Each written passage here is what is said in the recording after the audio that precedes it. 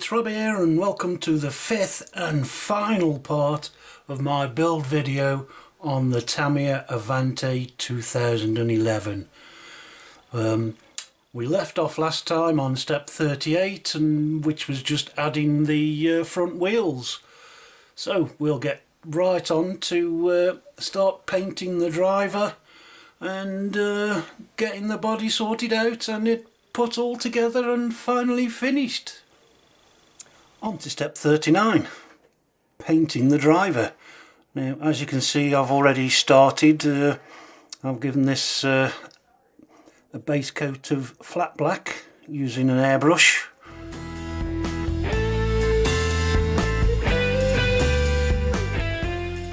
I've also started by painting the helmet, and the spray I'd got wasn't actually a gloss, and it calls for a gloss aluminium. So I don't know if you can see there, but the visor, you can see the dull part, and what I've done there is once I've sprayed it and left it to go off overnight, I've just given it a coat of clear gloss varnish, Humbrol, and it's still a bit tacky, so I'll leave that for a bit before I put at least another coat on, maybe another 2 coats. So what I've got here is the X6, the orange, that's a gloss orange. We've got X18, which is semi-gloss black, which it does say to do the cab in semi-gloss black, but I've decided I'm going to leave it matte because quite a bit of it is covered by stickers. So that's that bit. It also calls for the driver to be painted flat red. Unfortunately I don't have any flat red at the minute, but I've got X7, which is the gloss red, so once I've finished painting that with all the matte colours that it's supposed to have, I'm then going to go over with this matte varnish. Again, another great product. You only need a tiny bit and that'll get rid of all the glossiness off the X7 paint. We've then got XF66, which is the flat light grey for behind the driver, and then I've got a bit of chrome silver, which I'm going to do the buckles with if I can see them. I've got my water for washing out my brushes, got some brushes, got a bit of kitchen roll to dry my brushes on so I can use them again quickly, and most importantly is my magnifying goggle things that I need because I'm going blind, but hey, that's another story. So I'll get cracking. Right, so I've zoomed the camera in a bit so you might hopefully get a better view. One thing I did forget though is the most important part, as far as I'm concerned, is your paint stirrer. Now you could go out and buy expensive paint stirrers and things, but I just use these straight bits off the mould trees from the plastic parts. Really easy, simple, and doesn't cost you anything. So I'll give me red pot a good stirring, and we'll get started.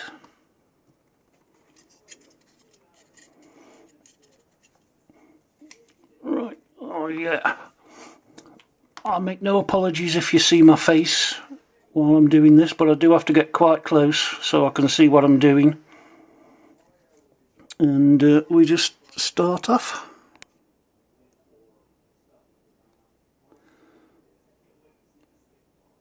Now this red, I'm going to have to do a couple, maybe 3 coats, because it doesn't seem to like to cover black, which is why I tried to keep it away, the airbrushing away from the body, but you can't help it.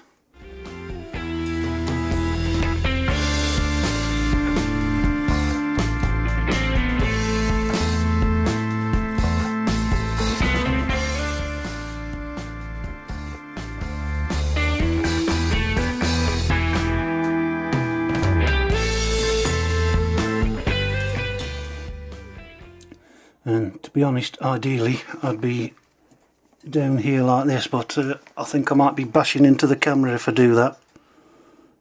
So we'll bring the work towards my face.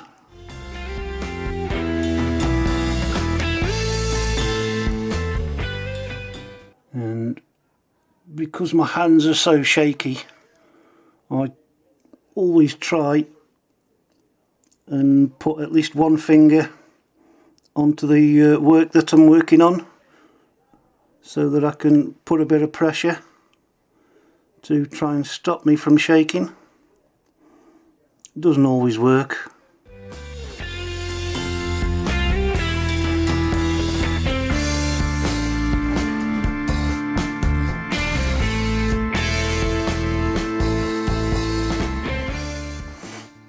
So that's one arm with the first coat. I'll get on and do the rest of it and come back to you shortly. Right, so that's my first coat of the red, and as you can probably see, it does look quite gloss, even though a lot of it is still wet. So while that goes off, I'm going to quickly do another coat of gloss clear varnish on the helmet.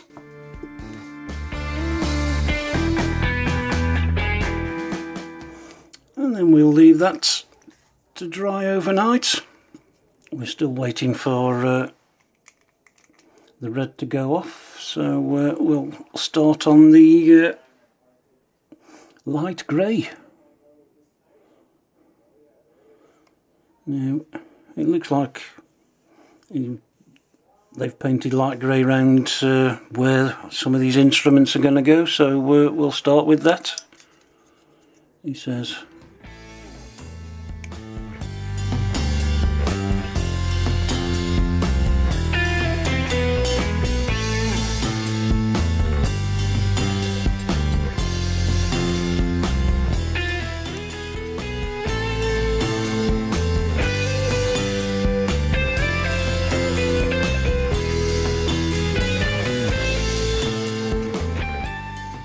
There's the first coat of the one side, and we'll get on and finish the rest of it. Okay, so that's my first coat of the red and the grey. So I'm going to put that to one side and let that paint go off for a couple of hours or so. It's got to be time for a coffee, I think. And this again is the helmet, and I think you can see it looks a bit more glossy, so I think I'll give that a bit more to dry and then probably put another, at least one coat on. Might even put another 2 coats on that. So I'll get back to you when I've done a bit more. Here's the finished wing bracket, and as I hope you can see there, it says wing adjust point, and that's because it goes on here when you get to step 47 that I've jumped ahead a bit of, and from the looks of it, it slots on like that, and then you can adjust it as and how you need. To do that you need 2 BE7 wing pins, as they call them. So I've got them here, and it just slots through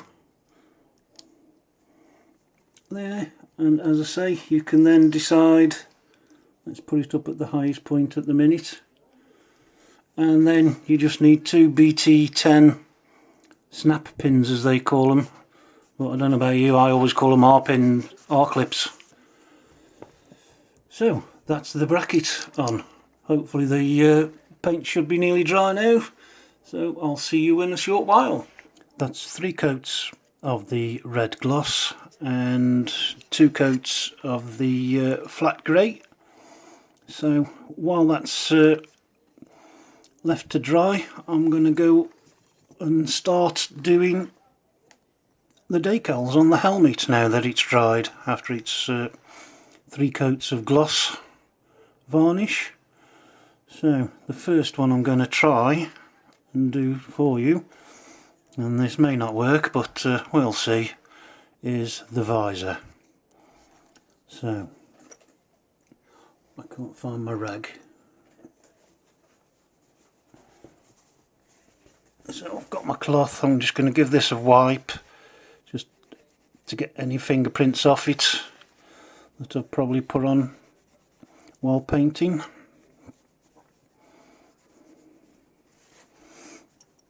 And then, as you can see, I've already cut out the sticker, so I'm going to peel some of it back and snip the end off. And then I'm going to try and line it up on this side. Whoops.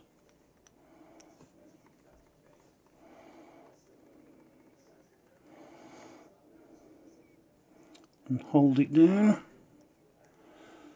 trying to make sure I've got it all the way round, but this is quite difficult because I'm used to doing this close to my face. And then we'll gently, for the moment,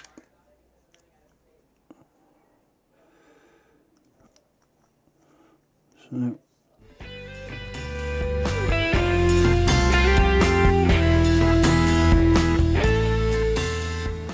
I can see a few wrinkles, but we can press those out using a cloth and my fingernail.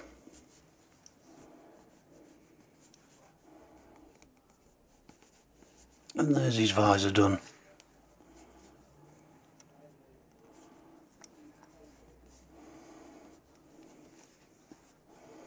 So we'll carry on with that and get back to you when I've finished it.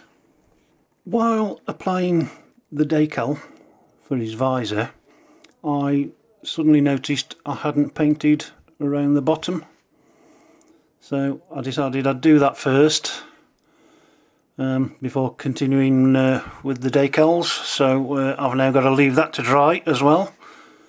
So you think you're getting to the end of these builds, and then it takes you probably longer doing the bodywork and the painting than it does the actual build itself. So while all that carries on, I've jumped ahead again to step 40, which is the bodywork.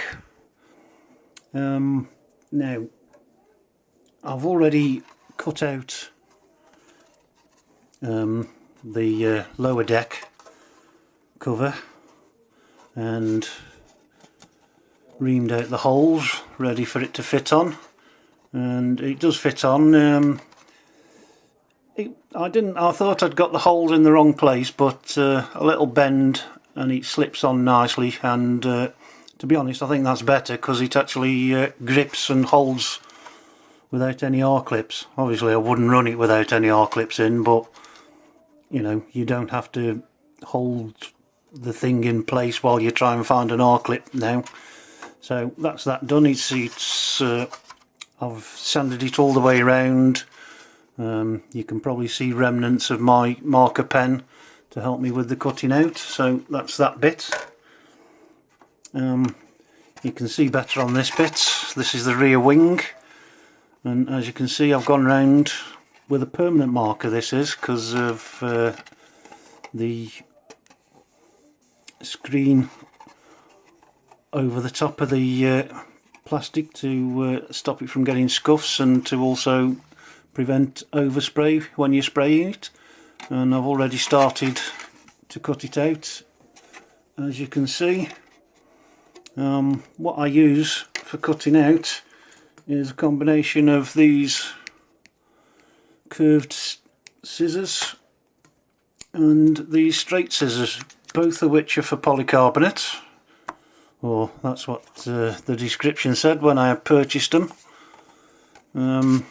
So let's show you how I do it. Now, as you can see, these are curved. I could use my straight ones on this edge here because there's enough gap before and after, so that shows you that easily. You can use the curves to gently curve round, and then what I do is swap it over for these bits and cut down. If you notice, the very back of the blade is straight, so you can actually cut in a straight line as long as you don't go too mad with it. And then what you can also do is angle these scissors so that you continue to cut in a straight line, but using the tips to get in really close. And then I just hack bits off to make it easier to get at the next pieces, and so on and so forth. So I'll carry on doing that and show you once I've finished. Now I've done the rough cutting out, what I need to do now is go around and start to sand it. And to do this I've got a variety of sanding tools, shall we say. Starting with your bog standard sandpaper, down to some ridiculous, I think this is P8000 grit sandpaper, but I probably won't need that here. I've also got these which conform to bends and curves and things, and then you can also use your finger to put a bit more pressure in certain spots. This is what I use to get rid of the mould lines on the helmet, but again I don't think I'll be using that on the polycarbonate. And then we've got things like nail files, two different sorts. There's foam ones and just the straight card ones. Little sanding block made up of a couple of bits of balsa wood that I'd line round, cross-grained. And then these little beauties here, which I probably will be using because there's some quite tight sharp bends in the rear wing anyway. These again are just really these nail files, foam nail files, but they do come as modelling sanders, and they do come in these strips like this, and they come in various grit levels from really fine to really coarse and all sorts of things. So if you can find these, I'd recommend them for anybody. You can get in and you can file, sand down edges, and the good thing about these is if you wear that bit out, just snip it off with a pair of scissors and then you've got a new one. So, oh yes, I've also got my reamer, which is to make holes. According to this, it's got to be a 3mm hole for these. So I'll just show you. I think you can see there, hopefully, that there's a dimple to show you where the hole should be. So we'll just gently line it up. Not too much pressure. It's a very sharp point, by the way, so be careful with this. And depending on the thickness of the polycarbonate will obviously depend how quickly it gets through.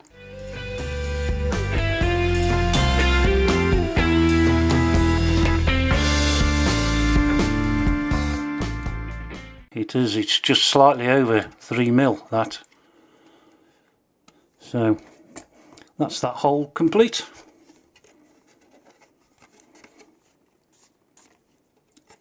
I'll continue to sand this down and be back with you once I've finished it. Finally, the driver and cockpit are finished. I've put all the decals on, his helmet, painted, finished painting. You can see the carbon fibre decals on there, and the orange that it suggested to put on, and it just needs to be screwed into the chassis now, and I can carry on with the body. I've finished painting the body. Now I've just got to stick the decals on, so I'll go through a couple with you on this rear wing and just show you how I do them. So first thing is, we've got the 5 here. As you can see, I've cut it all out completely.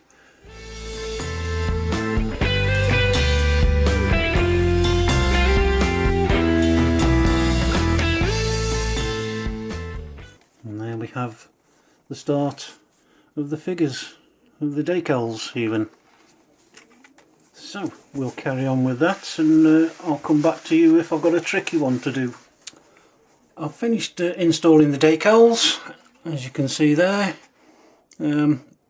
Really pretty easy.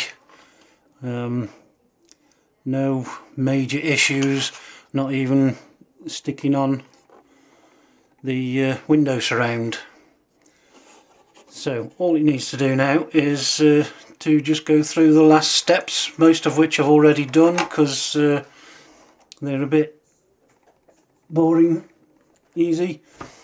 Step 44 is just installing the under tray. You've got 2 small R clips at the front and 1 at the back, which you do need to take off the one at the back at least when you change the battery. And then once you've fitted the body, step 45 is to install these 2 suspension stiffeners. Short one for the front, longer one for the back. I'll stick them on in a second. Step 46 is installing the wing, which, as you've seen, I've already done. It's there and it moves, and we've got the pin to secure it in the place you want it. What I have found with this wing is if you have it fully up, I think that's a bit far, but around there, it's quite tricky to get the body on, to the point where I took the pin out and moved it all the way back just so I could get the body on. The top of the body doesn't really come off except for maintenance. So that's 46. 47 is just showing you how to attach the wing with the 2 bars and an R clips, and then step 48 is how to install the battery, and the final step is step 49, which is installing this extension to the front bumper. So the top of the body is quite tricky to get on. I've ended up having to bend this down and just fiddle until it goes in, like maybe so. He says you can't do it. It's always the same, isn't it, when you're on camera? Ah, there we go. So that fits in. Oh, I need to take this off. I forgot to tell you something. There we go. Come on, you can do it. Right, because it's got this bottom bracket shell, undershell. I noticed when I was fitting it and test fitting it that these edges are going to catch on this bodywork and are going to potentially rub the paint off. So what I've done is I've got some sticky back hard floor underlay, and I've just gone round there and stuck it down each side so that if there is any rubbing and vibration, it's not going to take the paint off. That does make it slightly tricky to get the body on as well, as you'll probably see when I come to do it again. Now Oh, he's nearly got it. There we go. A lot easier this time. What I've ended up having to do is prise the body apart a bit so it goes over, and then slide it up until the holes line up. There we go. And then at the other end plant it over, and for some reason it gives you these rather large R clips.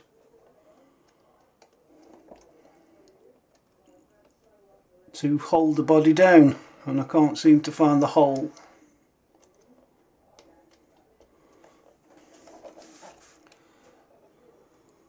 There we go.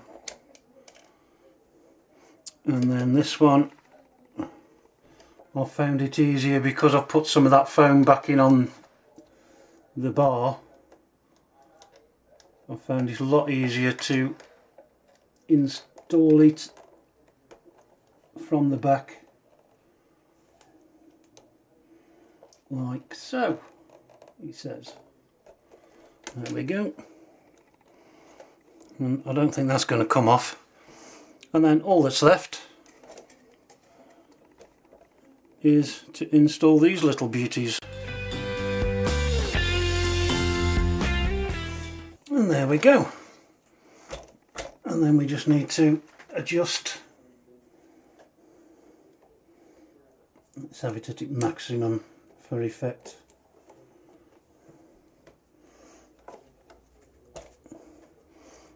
And we just simply stick the R-clip through.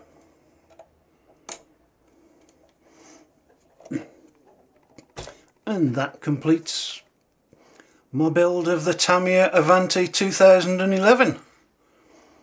I hope you enjoyed the series, and look forward to seeing you on its first maiden run video. Thanks for watching. Bye.